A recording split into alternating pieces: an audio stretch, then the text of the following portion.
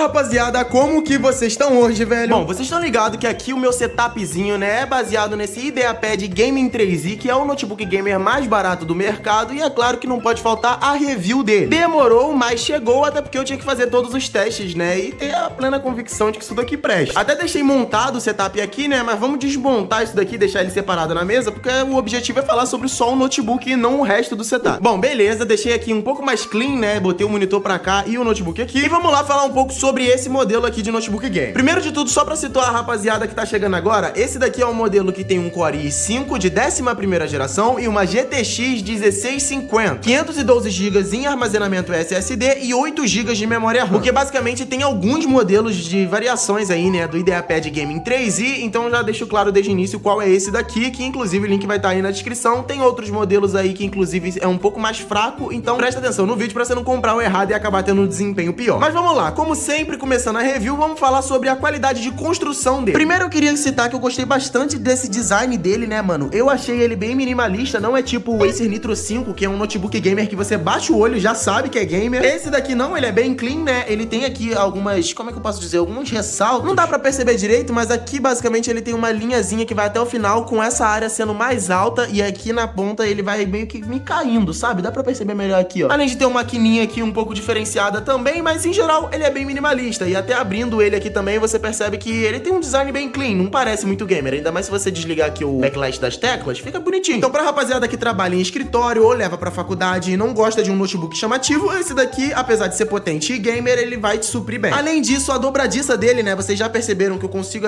abrir ele perfeitamente sem ter que segurar a parte de baixo, porque essa dobradiça é muito bem construída. A única coisa que eu mudaria nela é fazer com que ela abrisse em um ângulo maior, porque esse daqui é o máximo dela, então não dá pra abrir ela tanto assim. Não incomoda muito, até porque você não vai ficar com um notebook, tipo, reto pra você assim. Além disso, ele tem um plástico de boa qualidade, a única coisa que eu mudaria é as marcas de dedo, mano, porque isso daqui é um imã de marca de dedo, pega a marca de dedo toda hora. Aqui fora não incomoda tanto, mas o problema é que aqui, onde você apoia a mão, vai pegar a marca de dedo toda hora. Falando aqui sobre a lateral, né, a gente tem a saída de ar aqui e também aqui, ó, basicamente é padrão da Lenovo, né, tem uma saidinha de ar aqui, enquanto a entrada de ar fica aqui na parte de baixo, né, e ele também tem aqui os pezinhos emborrachados altos pra justamente melhorar essa circulação de ar. Apesar disso, eu recomendo vocês usarem alguma basezinha pra deixar ele um pouco mais alto que a mesa. Não é extremamente necessário, mas como é um notebook gamer, acaba que a temperatura influencia bastante, e também se atente pra não botar ele em cima de uma cama ou algo do tipo. Algum local que pode tapar essas entradas de ar dele. Mas beleza, continuando aqui na lateral, a gente tem dois USB 3.0, uma entrada P2 pra fone de ouvido, aqui um LED que indica se ele tá hibernado, se ele tá ligado ou não, e também aqui um microfonezinho. Do outro lado a gente vai ter aqui a entrada de força, né, da fonte dele, que inclusive, só pra citar aqui, uma coisa que eu gostei é que ela entra dos dois lados, como se fosse um USB-C, então você não precisa se atentar pra onde você tá encaixando. É uma fonte de 65 watts e eu acho que é isso que eu tenho pra falar da fonte. Mas continuando aqui, ele também tem a entrada RJ45 pra quem quiser usar a internet cabeado pra ter uma estabilidade melhor, um HDMI 2.0, que significa que você pode sim conectar um monitor aqui de 144 Hz, que vai funcionar de boa, apesar da tela dele não suportar 144 Hz, monitores externos ele vai suportar sim. E por último, um USB-C aqui, né, que ele é 3.1, se eu não me engano. Isso significa que ele não é DisplayPort e nem Thunderbolt. Traduzindo, esse USB-C não pode ser usado para recarregar o notebook e também não pode ser usado para botar monitor externo, né? Não passa imagem por aquele USB-C, que eu vejo como uma desvantagem, por causa que se fosse DisplayPort daria para você conectar dois monitores externos, um pelo HDMI e um pelo USB-C, e aí você poderia montar um setupzão brabo. Não é um baita de um problemão, mas é uma opção aí que infelizmente não tem. E também tem outra saída de ar aqui, né? Que inclusive, falando aí sobre a temperatura, esse notebook ele é sim um pouco esquentadinho, meio que é um problema que atinge muitos notebook gamers justamente por eles serem pequenos, né? Então ali a temperatura acaba sofrendo um pouco. Ele não é tão esquentado quanto outros do mercado, na verdade ele é bem ok, assim, aceitável, que inclusive esse sistema de resfriação aqui desse novo modelo, que é o com 11ª geração, né, que tem um Intel de 11ª geração, é melhor do que o anterior. Inclusive aí na tela um inscrito comentando sobre esse fato, né, de que esse novo modelo aí que tem os Intel de 11ª geração, eles são um pouco melhores no quesito resfriamento, porque resumindo, basicamente um modelo que tem um Intel de 10ª geração, ele tem a GPU e a CPU com o mesmo cooler ali, né, tudo ali de um lado só, o que acaba fazendo com que a temperatura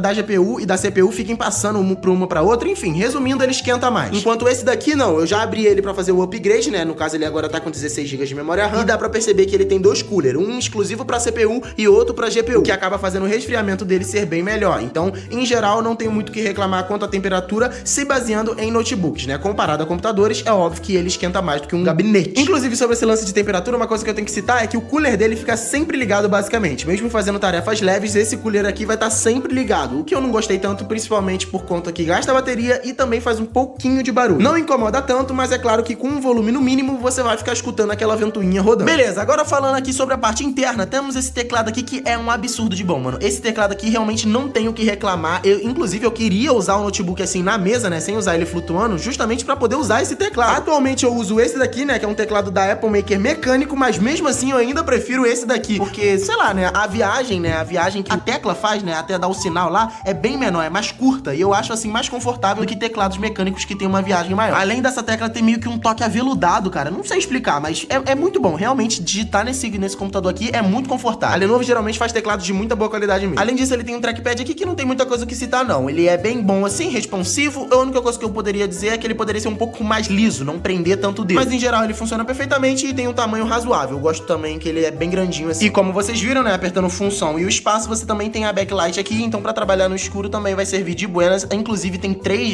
dois níveis de brilho, só que os dois níveis são muito parecidos, então não dá nem pra diferenciar. Então considere que basicamente você tem de ligado e desligado. E só adicionando um pequeno adendo sobre a construção, uma coisa que eu não gostei muito é essas entradas que são muito puxadas pra frente, tá ligado? Eu preferiria que elas fossem aqui pra trás e a saída de ar aqui. Passando agora pra qualidade da tela, né, até botei um vídeo aí em 4K, né, pra gente poder assistir, apesar da tela dele ser Full HD, né? Basicamente é uma tela WVA que é equivalente a uma IPS, e isso significa que os ângulos de visão dela são muito bons, cara, não tenho o que reclamar, ainda mais eu que vim de um IdeaPad 3i, né, que é um notebook mais custo-benefício, que de qualquer ângulo ele já distorcia, né, esse daqui não, é realmente muito bom, ó, vocês podem perceber que não importa o ângulo que você olha. Além disso, as cores também são muito bem saturadas, tá ligado? Elas não são, assim, lavadas, fica bem bonita as imagens aqui, né, vocês estão vendo aí com seus próprios olhos, a arara aí. Mas apesar dessas vantagens, como eu citei, é uma tela apenas de 60 Hz, o que para notebooks gamers pode parecer pouco, só que lembrando que quanto mais Hz, né, mais FPS você tem, mais potência você demanda do notebook. Então para esse notebook aqui, que não é um notebook tão potente assim, apesar dele ser gamer, ele não tá nos topos de linha, 60 Hz eu acho que é o ideal, até porque não tem por que você jogar acima disso em jogos não competitivos. Claro que ali num Valorant, num CS, num LoL, sei lá, que você jogar da vida, vai ser bom um FPS muito alto, só que aí você pode comprar um monitor externo. Mas tirando isso, né, da taxa de atualização, em relação a cor, resolução, brilho, tudo mais, essa tela aqui eu gostei bastante. Além disso, quanto ao áudio dele, ó, vou até aumentar o volume aqui.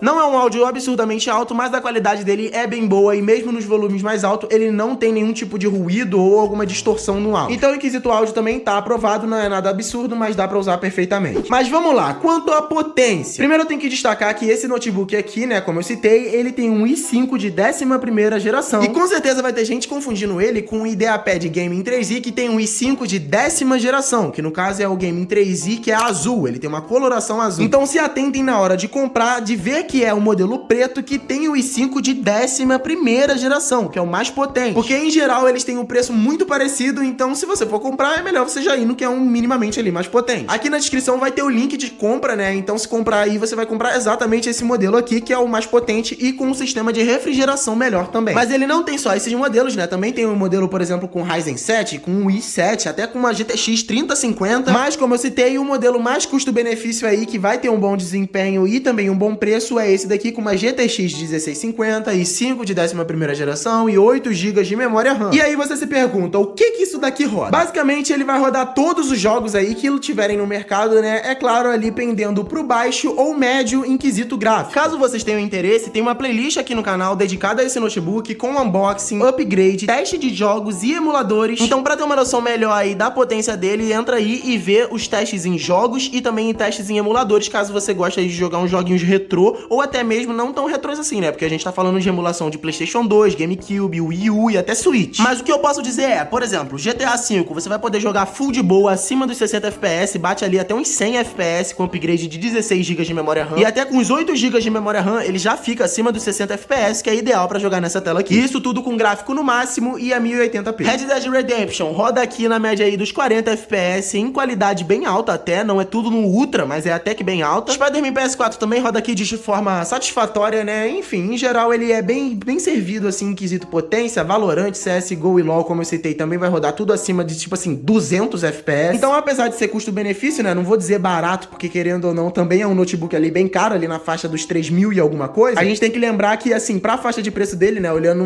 de uma visão geral no mercado, ele entrega, assim, um bom desempenho. E é claro que isso não recai somente aos jogos. Pra você que vai usar pra trabalho, pra faculdade, se você faz arquitetura, design, alguma coisa que mexa aí com renderização, ele sim vai ser bem potente justamente pelo fato de ter uma GPU dedicada, né? Uma GTX 1650, que apesar de não ser tão potente assim, só pelo fato, né, dela ser uma GPU dedicada, uma placa de vídeo dedicada, vai ser mais forte do que, por exemplo, o i7 aí com uma GPU integrada. Então, em geral, em quesito assim, desempenho, potência, ele pra mim foi assim, ideal, cara. Ainda mais como eu citei, eu vim de um notebook muito mais fraco e esse daqui entrega um desempenho absurdamente maior do que o anterior. E diga-se de passagem, se você quiser um notebook mais custo-benefício, também tem playlist aí do IdeaPad 3i, que é esse notebook que eu tô falando que tem um custo-benefício ainda melhor, mas é claro, entregando um desempenho bem mais baixo. Esse daqui já é um notebook gamer, né, como eu citei, então ele é focado para um público que quer gastar pouco, mas ainda assim ter como jogar. Então acaba que esse pouco da rapaziada que quer jogar fica bem mais alto do que o pouco pra rapaziada que só quer estudar, por exemplo, com um notebook. Em geral, eu tô gostando bastante da experiência, é um notebook bem completinho, cara, realmente ali na faixa dos 3.500, 3.600 reais. Não tem nada que vai bater de frente com isso daqui, tá ligado? A rapaziada, por exemplo, defende muito o Acer Nitro 5, só que a maioria deles vão estar 3.800 reais em promoções. E ali pendendo aos 4.000 e 4.000 e pouquinho quando eles estão fora de promoção. Então, em geral, sim, esse é o notebook gamer mais barato do Brasil. Mas enfim, acho que eu não tenho mais nada pra citar, né, mano? Nesses últimos meses aí que eu tô utilizando ele, não tenho nada que reclamar, renderiza meus vídeos aí, ó, papum, muito rápido. Como eu citei, o link de compra vai estar na descrição pra quem tiver interesse, que comprando por aí você ajuda o canal e não paga nada mais por isso. Inclusive, dá pra parcelar tudo certinho e chega rápido, porque é na Amazon, né? Enfim, eu acho que é basicamente isso, né? Qualquer dúvida pode perguntar aí, que eu respondo literalmente todos os comentários. Se eu não responder, pelo menos o coraçãozinho eu dou, pode conferir. Deixa o like aí embaixo, se inscreve, faz as paradas tudo de youtuber que vocês estão ligados. Até o próximo vídeo. Valeu, falou